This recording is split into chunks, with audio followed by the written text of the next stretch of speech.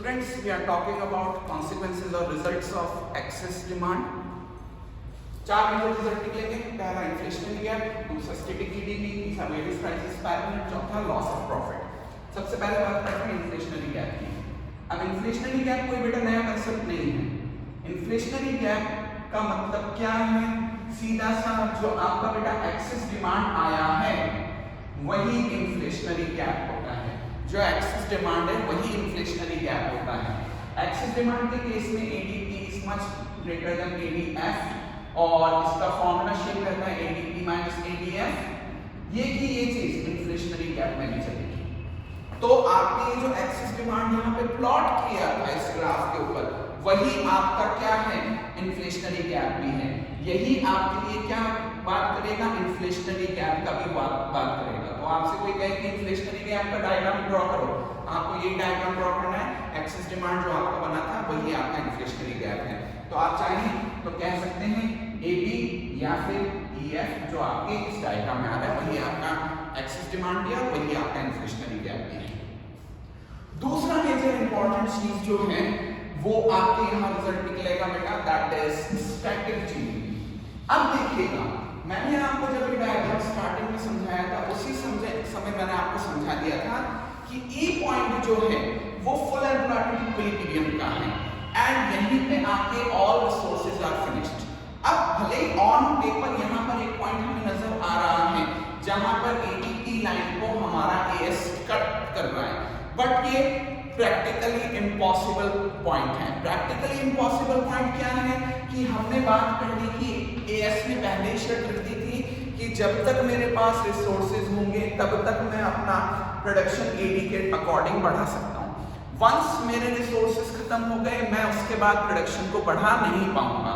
तो मैंने आपको यही बोल दिया, इस ई पॉइंट में मैंने आपको आके बोल दिया कि ये फुल एम्प्लॉयमेंट इक्विलिब्रियम है। इसका मतलब है ऑल रिसोर्सेज यही आके फिनिश्ड हो गए।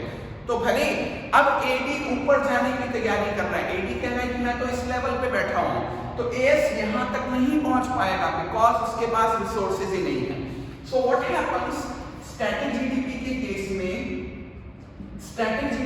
केस में आपका एडीपी भले इंक्रीज्ड है, भले ऊपर जा चुका है, but as can't move any further beyond point F, beyond point E, beyond point E। इस पॉइंट के बाद AS इंक्रीज नहीं हो सकता because what resources are finished। अब बिना रिसोर्सेज की प्रोडक्शन होगा कैसे? सप्लाई कैसे होगी? So what happens? इस केस में भले ही आपका AD ऊपर जाता जा रहा है बट आपका AS एक जगह ब्लॉक हो गया। AS is blocked at point E।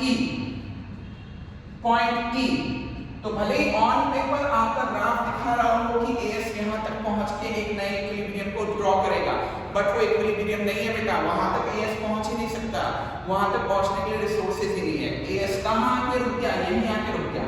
और इसके अकॉर्डिंग हमें जो जीडीपी मिल रहा है OQ, उसके अकॉर्डिंग हमें एक जीडीपी मिलेगा OQ जो कांस्टेंट जीडीपी हो जाएगा।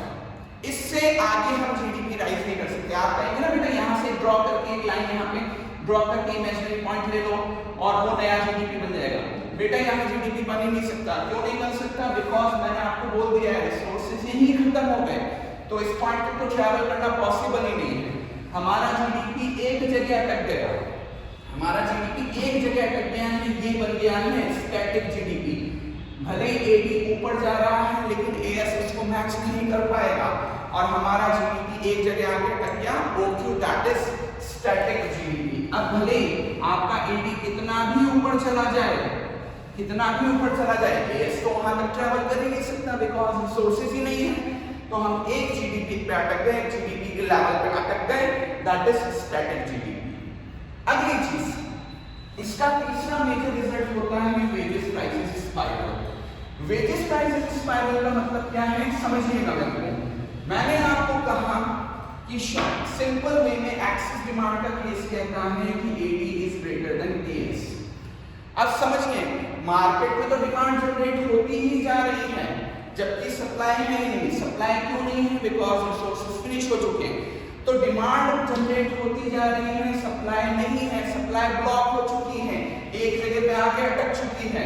तो इसका सीधा सा असर पड़ेगा प्राइसेस के ऊपर और प्राइसेस को ये क्या करेगा, राइज करेगा।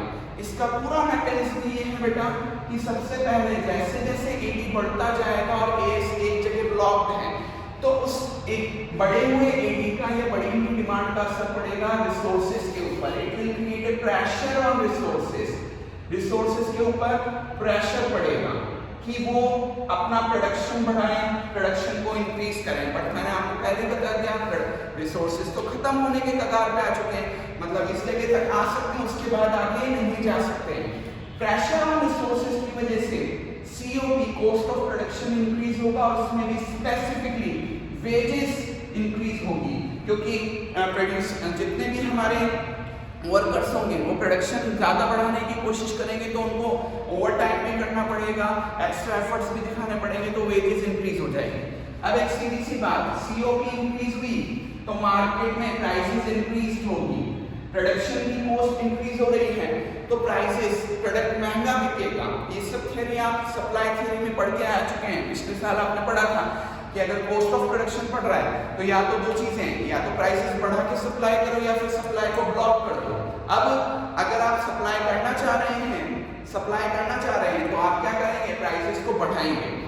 जैसे जैसे प्राइसेस बढ़ेगी कॉमन पर्सन का कॉस्ट ऑफ लिविंग या living expenditure on consumption increase होगा, और अगर एक्सपेंडिचर ऑन कंजम्पशन इंक्रीज होगा तो फिर से वो अपने वर्क प्लेसेस पे ज्यादा वेजेस की डिमांड करेंगे। अब देखिएगा फिर से वेजेस बढ़ गई, आगे जाके फिर से प्राइसेस को बढ़ाएगी, उसके बाद वापस से कॉस्ट ऑफ लिविंग बढ़ेगा, मतलब ये साइकिल क्या है, घूमता जाएगा और इन्फ्लेशन से हाइपर इन्फ्लेशन की तरफ हम चले जाएंगे। यानी कोई हमसे पूछे कि भाई वेजेस क्यों बढ़ी हुई है तो हम कहेंगे कि प्राइसेस बढ़ी होने की वजह से, और कोई कहेगा कि प्राइसेस क्यों बढ़ी हुई है तो हमारा आंसर होगा वेजेस बढ़े हुए होने की वजह से। यानी wages are increased due to increased prices and prices are increased due to increased wages, यानी wages and prices have fought each other, wages और prices एक दूसरे को लगातार बढ़ाती जा रही है। कोई हमसे पूछ रहा है wages क्यों बढ़ी हुई है, हमारा आंसर होता है prices बढ़ी हुई है। कोई पूछ रहा है prices क्यों बढ़ी हुई है तो हमारा आंसर होता है wages बढ़ी हुई है। तो wages और prices एक दूसरे को लगातार बढ़ाने की कोशिश कर रही है और इन्फ्लेशन से हम हाइपर इन्फ्लेशन की तरफ चले गए हैं। हाइपर इन्फ्लेशन का मतलब है महंगाई कई गुना ज्यादा बढ़ चुकी है और डे बाय डे वो सिचुएशन वर्स्ट होती जाएगी। So this is what wages prices spiral comes into action. And very last point is loss of profit. The very last point is loss of profit. अब देखिएगा loss of profit कैसे होगा, तो आप खुद सोचिए, हम बार-बार डिस्कस कर रहे हैं कि एक्सेस डिमांड के केस में AD is much higher than AS, और इस AS को हम आगे नहीं बढ़ा सकते हैं, resources are already finished, so AS can't be increased. Now producer is having lack of stock